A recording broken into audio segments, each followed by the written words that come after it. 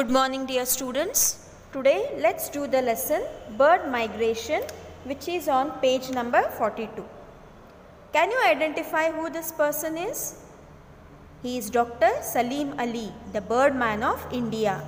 He was the first to make a systematic research, a systematic survey on the birds. Migration means moving from one place to another. In your classes, you see that some new students have come to your class, and when you ask them, they say, we have come on transfer. That means they have left the place where they were before and they have come here. Sometimes you have some neighbors who have shifted from other place to your place. The reason for that is maybe their job or work. People move from one place to another in search of jobs or for a better place to stay in or for education purpose.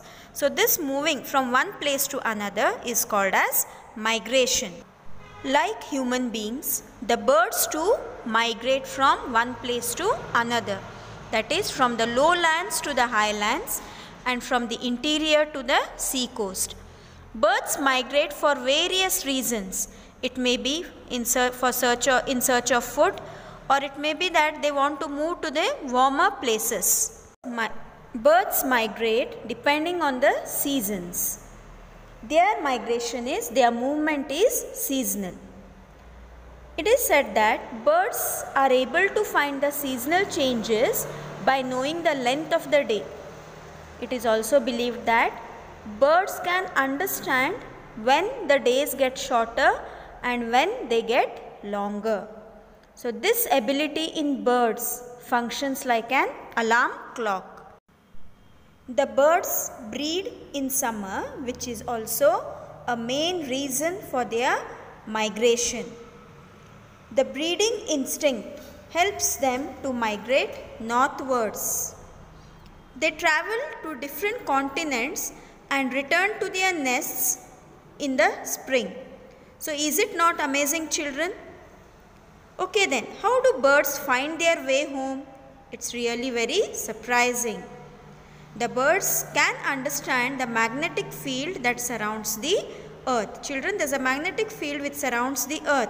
So this instinct is there in the birds where they can recognize, where they can understand the magnetic field. It is said birds are the champions among all the migrating animals.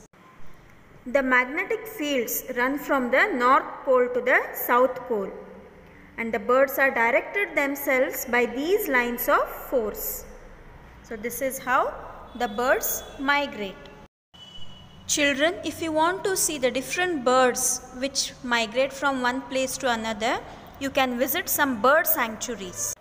So children, now you know the reasons why the birds migrate. They migrate for food, they migrate for shelter, for survival and for breeding purpose. Mentioned that the birds are the champions among all migrating animals, and the champions of these champions is this Arctic tern. This is the picture of the bird Arctic tern.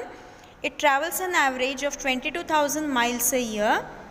It takes about 20 weeks to make its trip down to the Antarctic region. Its average speed is 1,000 miles a week. Another bird to be mentioned is the American golden plover. It makes long non-stop flight and can fly a distance of about 2,400 miles without water and food and without stopping. So children, is it not interesting and surprising to know these facts about the birds? Yes. So whenever we speak about migration, we usually speak about the migration of the birds.